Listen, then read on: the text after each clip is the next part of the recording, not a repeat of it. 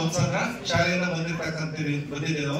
ನಮ್ಮ ಶಾಲೆ ಒಂದು ವಿಶೇಷ ಅಂತ ಹೇಳ್ಬೇಕಂದ್ರೆ ನಮ್ಮ ಶಾಲೆ ಸ್ಥಾಪನೆ 1907ರಿಂದ ಇದುವರೆಗೆ ನಡೀತಾ ಇದೆ. ನಮ್ಮ ಶಾಲೆಯು ಈ ಸಮುದಾಯದ ಪಾತ್ರ ಬಹಳ ಪ್ರಮುಖವಾಗಿದೆ. ನಮ್ಮ ಶಾಲೆಗೆ ಯಾವುದೇ ರೀತಿಯ ಸರ್ಕಾರದಿಂದ ಯಾವುದೇ ಅನುದಾನವನ್ನು ತೆಗೆದುಕೊಳ್ಳದೆ ಸರ್ಕಾರಿ ಭೂಮಿಯ ಜಾಗ ಆಗಿರ್ಬೋದು, ಕಟ್ಟಡಗಳಾಗಿರ್ಬೋದು, ಎಲ್ಲವನ್ನೂ ಸಹ ಸಮುದಾಯ ಇದುವರೆಗೂ ನಿರ್ವಹಿಸಿಕೊಂಡು ಬಂದಿದೆ. ನಮ್ಮ ಶಾಲೆ 20 ಸುಸಜ್ಜಿತವಾದಂತಹ ಕೊಠಡಿಗಳನ್ನು ಹೊಂದಿದೆ. ಶಿಕ್ಷಕರ 7 ಜನ ಶಿಕ್ಷಕರಿದ್ದೀವಿ. 1ರಿಂದ 8ನೇ LKG ಇಂದ 8ನೇ ಕ್ಲಾಸ್ ತನಕ ಶಾಲೆ ನಡೀತಾ ಇದೆ. ನಮ್ಮಲ್ಲಿ ಒಂದು LKG ಇಂದ 8ರವರೆಗೂ ಒಟ್ಟು 360 ಮಕ್ಕಳು ಶಾಲೆಯಲ್ಲಿ ಓದ್ತಾ ಇದ್ದಾರೆ.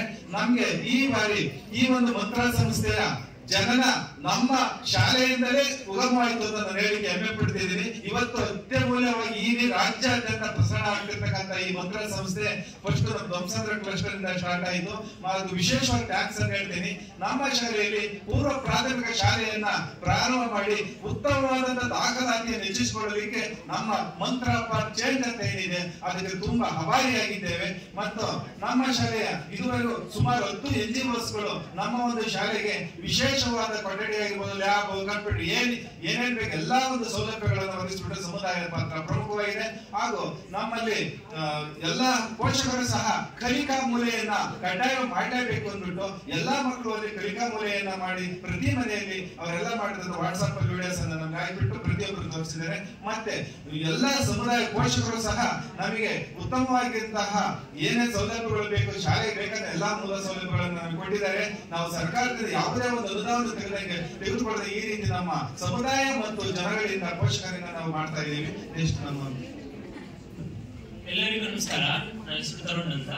ಸೊ TLM ಆಗಿ ನಾನು ನೀರು ಮತ್ತೆ ಚಾಪ್ಟರ್ ತಗೊಂಡಿದ್ದೀನಿ. ಏನಕ್ಕೆ ಅಂದ್ರೆ ನೀರು ಅನ್ನೋ ಕಾನ್ಸೆಪ್ಟ್ 5-6ನೇ ಕ್ಲಾಸ್ ಅಲ್ಲಿ ಇದೆ. ಮತ್ತೆ ಆನೆಕಾಲ್ ಒಂದು ಬರಗಾಲ ಪೀಡಿತ ಪ್ರದೇಶ. ನೀರನ್ನ ನಾವೇನ್ ಮಾಡ್ಬೇಕು, ಪ್ರೊಟೆಕ್ಟ್ ಮಾಡ್ಬೇಕು. ಸೊ ಅದಕ್ಕೆ ಅವ್ರಿಗೆ ಮಕ್ಕಳಿಗೆ ಆಕ್ಟಿವಿಟಿ ಕೊಟ್ಟಿದೆ. ನಿಮ್ಮ ಮನೆಯಲ್ಲಿ ಎಷ್ಟು ನೀರನ್ನ ಒಂದು ದಿನದಲ್ಲಿ ಯೂಸ್ ಮಾಡ್ತೀರಾ, ಏನೇನ್ ಕೆಲ್ಸಕ್ಕೆ ಯೂಸ್ ಮಾಡ್ತೀರಾ ಅವ್ರು ಬರ್ಕೊಂಡು ಕೊಟ್ಟಿದ್ದಾರೆ. ಸೊ ಆಗ ನೀರನ್ನ ಹೇಗ್ ಸಂರಕ್ಷಣೆ ಮಾಡ್ಬೇಕು ನಾವು ಅಂತ ಕೇಳಿದಾಗ ಅವ್ರು ಹೇಳಿದ್ರು, ಸೊ ನೀರು ನಮ್ಗೆ ಮಳೆ ನೀರಿಂದ ಸಿಗುತ್ತೆ, ಅದು ಸ್ವಾಭಾವಿಕವಾಗಿ ಸಿಗುತ್ತೆ.